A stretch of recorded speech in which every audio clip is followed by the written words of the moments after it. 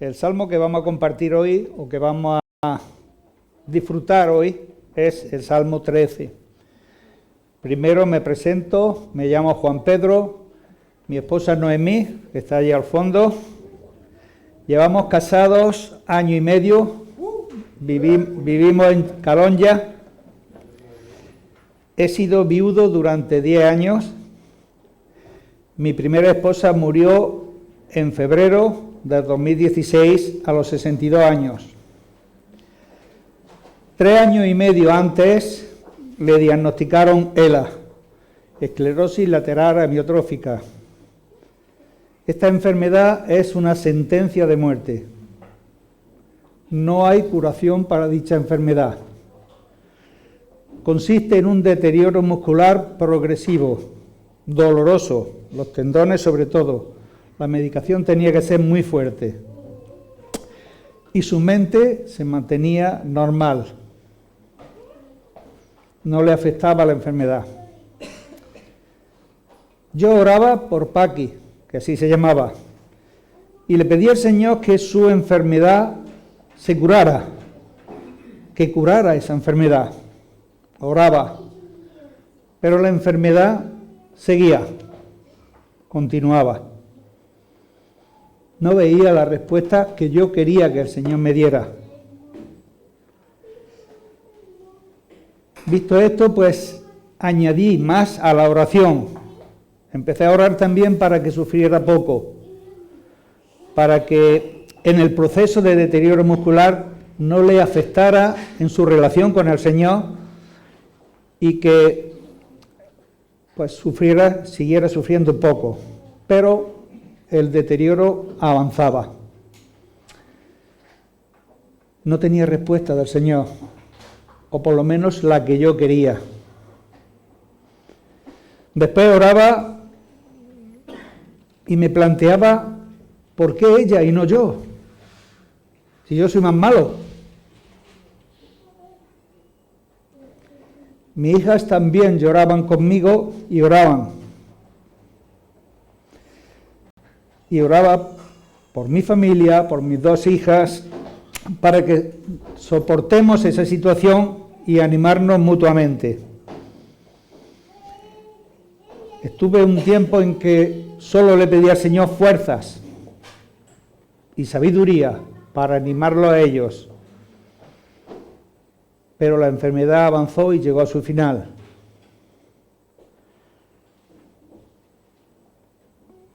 Me sentí solo, me sentí triste y me sentí vacío espiritual. Tardé mucho tiempo en empezar a ver si el Señor tenía un motivo. Tardé mucho tiempo, pero empecé a ver que durante ese proceso Dios cuidó a mi familia. Durante ese proceso tuvimos una unión muy fuerte. Hubo metas, empezamos a ver proyectos, todos. Y que esa experiencia a veces podría haber sido necesaria para cada uno de nosotros para ver la vida de otra forma. Y nos pusimos en sus manos para seguir haciendo su voluntad. Entendimos que la vida sigue. Entendimos que el Señor ayudó a la familia y le agradecimos al Señor en oración. Me identifico con el Salmo 13 porque es un salmo de clamor. En la Biblia hay muchos salmos de clamor, pero este es el que me afectaba a mí, porque yo también, como el salmista, le decía, ayúdame, Señor, haz que se cure. ¿Hasta cuándo va a durar esto? Los salmos de clamor terminan algunos en alabanza, en loores, pero tienen un elemento principal. ¿Cuál? La angustia del autor, la angustia del que expresa dolor al Señor, el que pone en manos del Señor y le ruega para que el Señor lo libre de esa situación. Los salmos de clamor en realidad se parecen a las oraciones que hacemos, ya sean de vida cotidiana, de ministerio, del día a día, pero el salmo de clamor tiene un elemento, una cosa, pedirle al Señor que me libere de esa situación tan abrumadora, tan fuerte. Vamos a imaginarnos que estamos orando por algo que necesito urgente, que necesito necesario, que lo veo, que le estoy pidiendo al Señor. Señor, tú ves claramente que tienes que actuar en mi vida. No sé si alguno ha llegado a situaciones límite de ese tipo. Situaciones en las que solamente dice, Señor, ayúdame. Sin embargo, estoy notando que Dios no escucha mi oración, no me contesta. Digo, bueno, el Señor no me contesta. En el proceso de esta enfermedad yo pensaba, ¿estaré orando bien? ¿Habrá algo que interfiera esas oraciones? Y entonces digo, bueno, el Señor, yo le hablo a Él en la oración, pero a Él me responde en la palabra.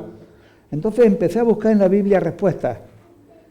Encontré en Deuteronomio, capítulo 1, versículo 45, un versículo que decía, y volviste y llorasteis delante de Jehová, pero Jehová no escuchó vuestra voz ni os prestó oído.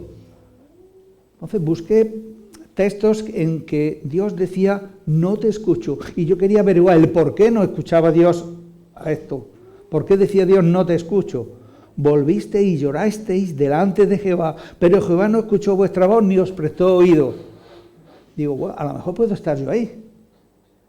Estudio el pasaje y veo que el pueblo no había obedecido una orden. Dios le había dicho que atacaran a los amorreos. Pero ellos vieron que los amorreos eran una tribu débil, con poca iniciativa militar, y dijeron, sí, bueno, le atacaremos, pero no ahora, ya le atacaremos. Y bueno, cuando ellos consideraron con sus propias fuerzas, atacaron a los amorreos, y sorpresa, los amorreos le ganaron a ellos. Por eso fueron llorando y volvieron a Dios. ¿Y qué estaba yo aprendiendo aquí? Que esta gente hizo la voluntad de Dios cuando ellos quisieron y no cuando Dios dijo. Entonces me planteaba yo, ¿habré orado mal porque a veces habré hecho cosas que son de Dios, que son órdenes de Dios, pero la he acomodado a mi fuerza, a mi situación? Podría ser.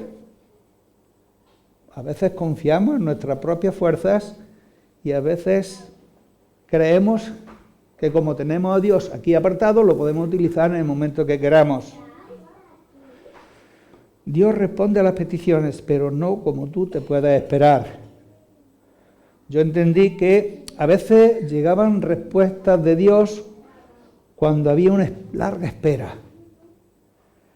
Pero también entendí en todo el proceso de la enfermedad que a veces llegaban respuestas de modo irreconocible, que yo no me daba cuenta. Quizá otras personas sí, pero yo no. Y por supuesto, entendí fácilmente que Dios me contesta de muchas maneras, de una forma que no soy la que yo le propongo. Yo le digo, Señor, haz esto. Y entendí, ¿quién eres tú para decirme a mí lo que yo tengo que hacer? Y a veces podemos orar así también. Lógicamente esa oración, pues, no es eficaz. Y esa era la palabra que yo quería buscar en la Biblia. ¿Qué es una oración eficaz? ¿Cómo podría ser esa oración? Pues la oración eficaz, dice la Biblia, que tiene que tener una actitud, reverencia, humildad, motivación apropiada y pureza. Si esos requisitos no se dan, la oración eficaz se vuelve en oración ineficaz. Y entonces empecé a buscar posibles pasos en la Biblia o textos bíblicos donde dice el Señor que no te contesto. A ver si a mí no me contestaba por alguna razón de estas. Entonces empecé en el Salmo 50, versículo 21, que dice el Señor, estas cosas hicisteis y yo he callado. Pensabas que estaba de cierto, yo sería como tú, pero te reprenderé y las pondré delante de tu ojo. Entiendo que Dios actúa cuando lo considere y de la forma que quiera, pero aquí dice estas cosas que hiciste, investigué qué cosas hicieron, y estos hicieron cosas irreverentes. ¿Qué fue? hablar mal de su familia. Oye, mira, hablar mal de tu tío, de tu suegra, de tu familia, el Señor lo tiene en cuenta. ¿Y qué dice aquí? He callado. Si tenemos una oración que a lo mejor no vemos respuesta, analicémonos a nosotros mismos. Podemos estar, como aquí dice, estas cosas hiciste y yo he callado. Un segundo punto era el orgullo. En Santiago 4:6 dice, Dios resiste a los soberbios y da gracia a los humildes. El orgullo, por supuesto, a los creyentes nos hace egocéntricos y nos llega a pensar que tenemos derecho a todo. Pero hilando fino, hay un tipo de orgullo que tenemos los creyentes, que se llama el orgullo evangélico. ¿Y qué es? Cuando nos creemos favoritos de Dios y estamos por encima de los demás. Ojo con eso, porque a eso Dios se resiste. En Santiago también, capítulo 4, versículo 3, veía, pedid y no recibís porque pedís mal, para gastar en vuestros deleites. Dios puede rehusar nuestro pedido de oración si ve razones egoístas. Y volviendo a hilar fino, a veces el egoísmo viene disimulado por una necesidad personal de estabilidad y comodidad. Es correcto tener estabilidad y tener comodidad, pero no es correcto que sea el único objetivo de tu vida. Puede ser un medio, pero no un objetivo final.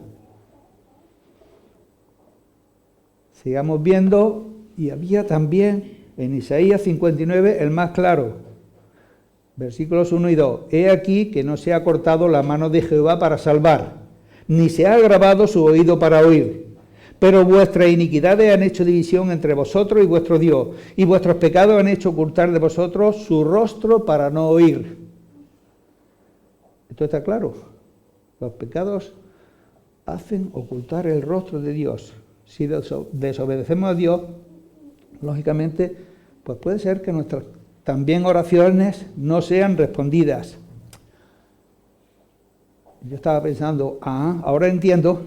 ¿Y por qué tenía que ser una norma que el día de la expiación, el día de Yom Kippur que se llama, el sumo sacerdote tenía que hacer un sacrificio por sus propios pecados antes de hacer el sacrificio por los del pueblo? ¿Qué me estaba diciendo? Oye, antes de pedirle a otra persona, analízate tú mismo, hazte un chequeo espiritual, porque posiblemente estar en unas condiciones de que tu oración no sea eficaz. En Santiago capítulo 1, versículos 6 y 7 nos decía, pero pida con fe, no dudando nada, porque el que duda es semejante a la onda del mar, que es arrastrada por el viento y echada de una parte a otra. No piense, pues, quien tal haga, que recibirá cosa alguna del Señor. No puedo orar y decir, bueno, ahí va eso, ahí a ver lo que pasa. Ni tampoco puedo estar o pasarme la vida arriba, abajo, guiado por sentimientos. Tengo, como las olas, tengo que no ser semejante a eso, sino ser firme en esa fe que pido. Y luego una que me gustó mucho y me hizo pensar bastante. En 1 de Pedro, capítulo 3, versículo 7, dice, vosotros maridos, igualmente vivid con ella sabiamente, dando honor a la mujer como a vaso más frágil y como a coheredera de la gracia de la vida, para que vuestras oraciones no tengan estorbo. Esto solo a los maridos. Vivid con ella sabiamente. A las mujeres no les dice eso, solo a los hombres.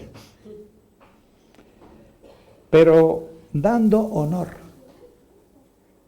Las oraciones de un esposo pueden ser anuladas si él ha tratado irrespetuosamente o sin dar el honor que merece su esposa. Quizás somos muy hábiles y lo hacemos con cierta habilidad para que no se dé cuenta, pero Dios sí. ¿Y qué dice? Tus oraciones no tengan estorbo. Todo este proceso en mí estaba intentando ver que Dios escucha, conoce todo, sabe de nuestras oraciones, nada escapa a su atención, y esto me daba tranquilidad.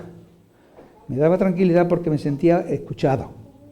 También había otros versículos que me daban mucho ánimo. Por ejemplo, cuando leía Daniel, capítulo 10, versículo 12, me decía, Daniel, no temas, porque desde el primer día que dispusiste tu corazón a entender y a humillarte en la presencia de tu Dios, fueron oídas tu palabra y yo he venido.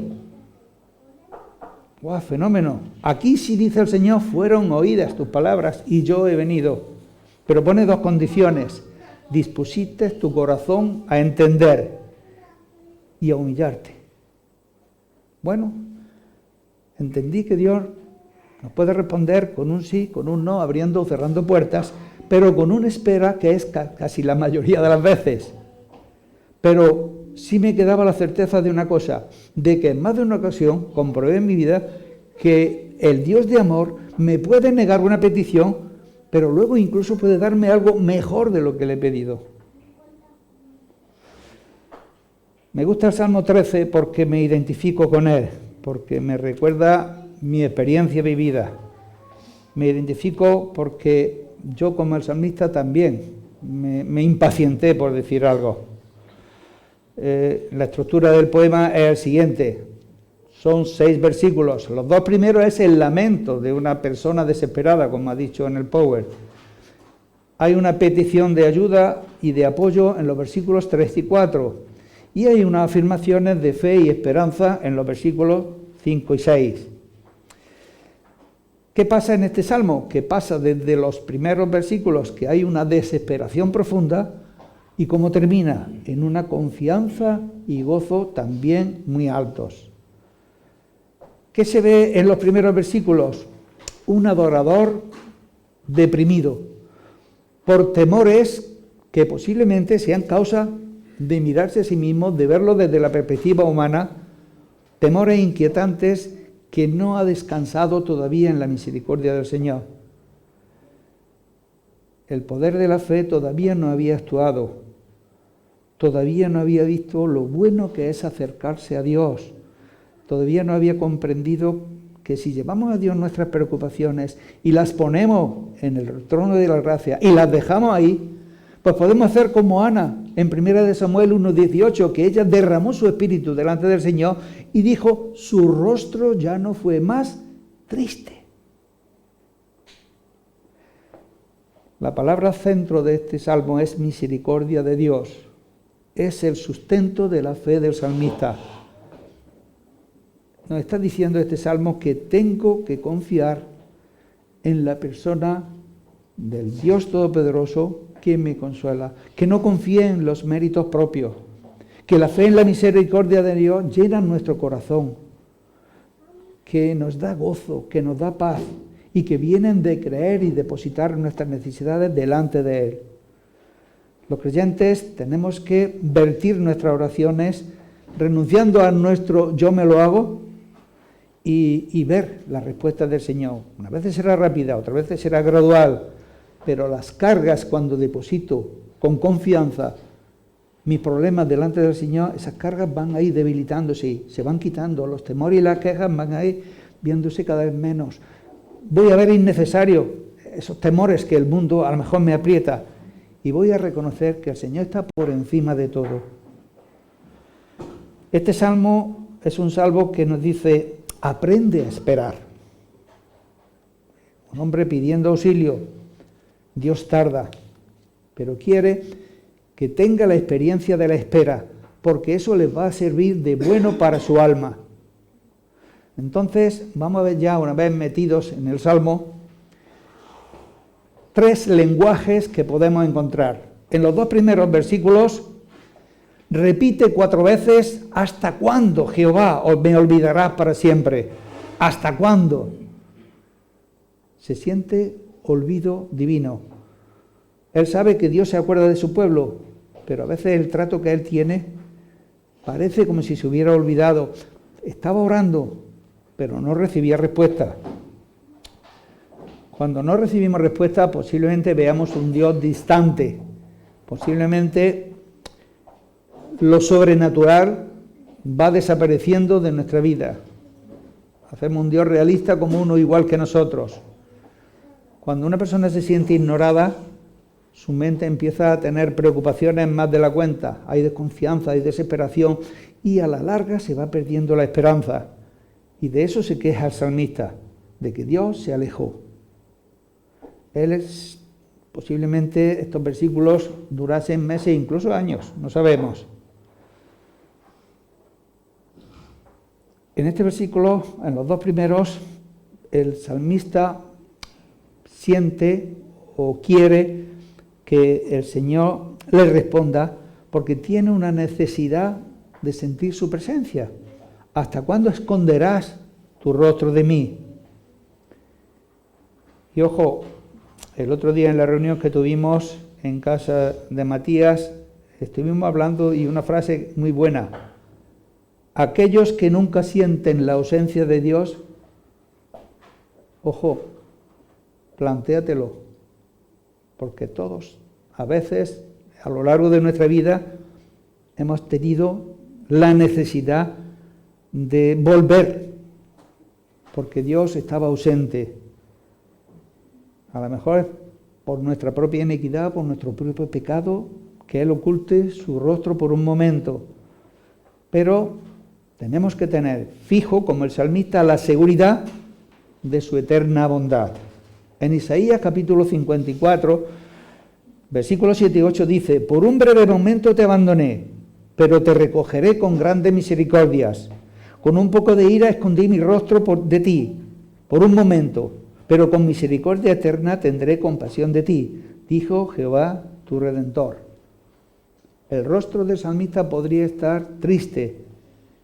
Había confiado quizás en planteamientos suyos, pero estaba entendiendo que a veces podría el Señor esconder su rostro y dejar sus hijos en una oscuridad que esto, aunque cargara su corazón, tendría que terminar hablando, poniéndose a su nivel y transmitiendo, derramando su espíritu sobre él. A veces nosotros tenemos preocupaciones con ansiedad que se aumentan mucho y nos cargamos más de lo necesario. Y cuando nos cargamos estamos sin gozo. Y cuando estamos sin gozo, la esperanza se va disminuyendo. Y cuando no hay gozo, la esperanza se va perdiendo, es lógico. Me acuerdo una vez que escuchando a un predicador que se llamaba Pablo Carrillo, decía: en mi iglesia hay dos tipos de creyentes, los cristianos y los tristianos. Y es lógico, los que estaban con gozo y los que estaban sin gozo. Bueno, era una anécdota y comentaba así, ¿no? Pero este salmo me sigue diciendo que hay una impotencia, porque dice: ¿hasta cuándo tendré congojas en mi alma? ¿Está basándose en sus propios recursos o está reconociendo la profundidad de su crisis? Él verdaderamente quiere salir de esa situación. Él quiere ir hacia Dios. Él quiere tener una comunión que todavía no tiene. Y como creyentes, a veces tenemos que planteárnoslo si hay una relación, vamos a decirle, tibia o con obstáculos con el Señor. No debemos permitir quejas delante del Señor si antes no nos hemos puesto de rodillas, si no nos hemos analizado nosotros mismos. Nada más mata al alma que perder el favor de Dios, pero nada más lo revive que el sentirse el retorno de ello. Por eso, en el siguiente punto, el poder del enemigo aumenta. ¿Hasta cuándo será el tejido mi enemigo sobre ti? 3 veces aparece enemigo. La ausencia del poder de Dios, ¿qué pasa? Que implica la presencia del poder del enemigo. Y si tú dices, ¿hasta cuándo? ¿Cuánto tiempo tardará triunfando mi enemigo? La respuesta es: durante el tiempo que no se ha visto el rostro de Dios. Si hay ausencia del poder de Dios, lógicamente vamos a dejar el campo para que el enemigo actúe y trabaje. Pero va a durar mientras el tiempo que no veas el rostro de Dios. Tu faz buscaré, oh Señor, aquella faz y que nosotros tenemos revelada en Cristo Jesús. Y es Cristo el que tenemos que buscar. ¿Por qué? Porque cuando hay ausencia del poder de Dios en nuestra vida, se ve incluso la iglesia pesada, se ve el culto sin alegría, Se ve incluso al hermano como enemigo. Nos critica o nos sentimos mal. ¿Por qué? Porque hay una ausencia del poder de Dios. ¿Y quién está trabajando? El enemigo. Por eso tenemos que, como decía el salmista, ir a buscar la faz del Señor, la cara del Señor. En los dos siguientes versículos, 3 y 4, aparece la intercesión. Ahora suplica. ¿Y cómo lo hace? Fijaos en el término que utiliza. Mira, respóndeme, Jehová Dios mío. Hay una familiaridad santa. Está hablándole a Dios, poniéndolo a su nivel. Isaías, en el capítulo 1, versículo 18, también el Señor dice, venid y estemos a cuenta. El Señor quiere sentarte delante de ti y hablar, que tú le cuentes, para que Él cuidadosamente lo considere. Él desciende a tratar con nosotros como si fuera hombre como nosotros. Y tenemos que exponerle la causa claramente. No sé el problema real que tuvo el salmista. No se puede determinar con exactitud. En el versículo 3 aparece que quizás se sienta cercano a la muerte. En los versículos 2 y 4 parece que es perseguido por adversarios o enemigos. Podría ser también que tuviese alguna enfermedad o podría tener una crisis como cualquiera de nosotros puede tener una crisis que le implique una tibieza. Ahora, ¿qué parece como inicio de solución? David lo que solicitaba es sabiduría divina. Por eso aparece, alumbra mis ojos para que no duerma de muerte. Quiero sabiduría divina y nosotros estamos en condición de pedirle al Señor también que alumbre nuestros ojos. Y si no nos da esa sabiduría divina, por lo menos que nos dé la perspectiva correcta para entender el problema, no desde el punto de vista humano, sino desde el punto de vista divino. ¿Difícil? No. ¿Por qué? Pues que en Efesios capítulo 5, versículo 14, nos dice el Señor, despiértate tú que duermes y levántate de los muertos y te alumbrará Cristo. Tenemos a Cristo como luz espiritual. ¿Y qué pasa cuando esa luz espiritual no es activa en nuestra vida? Pues lo mismo que una planta cuando la echas o la pones en un sitio oscuro. ¿Qué le pasa? Empieza a ponerse mustia, empieza a ponerse estéril y termina muriéndose o tirándola. Los ojos de nuestro entendimiento necesitan ser iluminados para poder saber el por qué Dios está actuando así. En Efesios capítulo 1, versículos 18 y 19 dice, alumbrando los ojos de vuestro entendimiento para que sepáis cuál es la esperanza a que Él os ha llamado y cuál es la riqueza de la gloria de su herencia en los santos. Dios quiere que veamos espiritualmente. Los dos últimos versículos de este texto hablan ya de un lenguaje de confesión que pasa a confianza ahora. Ahora hay confianza cuando estamos seguros de que nuestra oración ha sido escuchada. Dos palabras, fe y esperanza. Dice el salmista, mas yo en tu misericordia he confiado. ¿En qué otra cosa se puede confiar cuando necesitamos algo? Habiendo ya disfrutado de su misericordia, desde que nos convertimos hasta ahora, hemos tenido muchos rasgos de perdón continuo, de seguir confiando en su actividad, de sus bendiciones, de su misericordia, que por amor a vernos, pues está a nuestra disposición. Y esperanza, cuando mi corazón se alegra en tu salvación. En la exposición antes se dijo que por la noche nos visita el llanto, pero a la mañana viene la alegría. El salmista ahora se regocija en su fe. Recuerda las misericordias pasadas, diciendo, cantaré a Jehová por el bien que me ha hecho. ¿Qué hemos hecho hace un ratito? Cantar.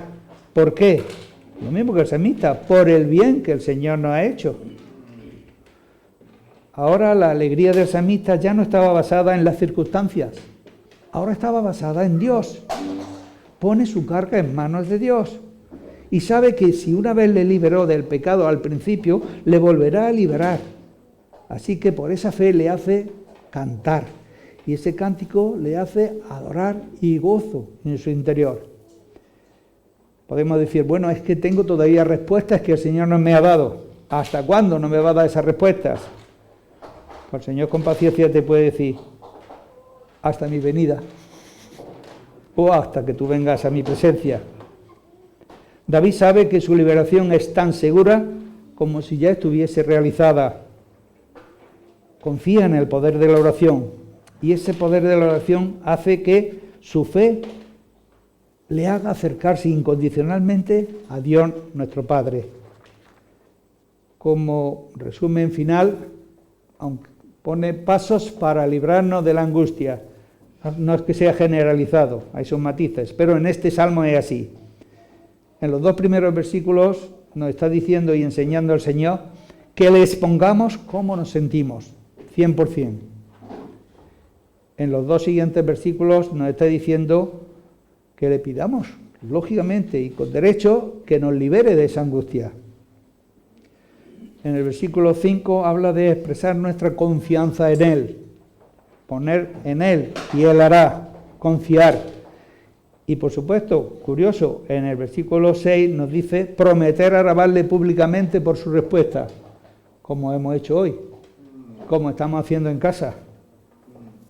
En la reunión que tenemos en Playa de Aro, estuvo una médico alergóloga que está en Jaén, pero que quiere venirse aquí, y decía, mis compañeras creen que estoy loca, porque entre paciente y paciente canto.